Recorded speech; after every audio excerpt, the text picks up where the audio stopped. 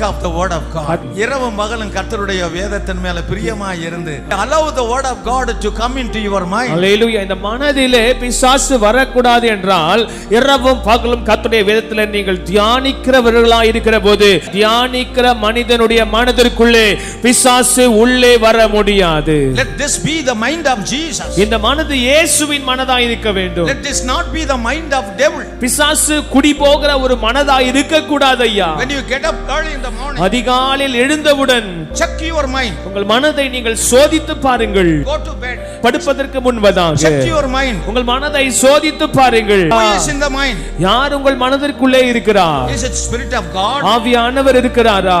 Is it the spirit of the devil? அல்லது பிசாசினுடைய ஆவி உள்ளே இருக்கிறதா? Hallelujah. The devil is an adversary. எதிராளியாகிய பிசாசானவன் என்று வேதம் சொல்லுகிறது. He fills your mind with அவன் unwanted தேவையில்லாத அசுத்தமான எண்ணங்களை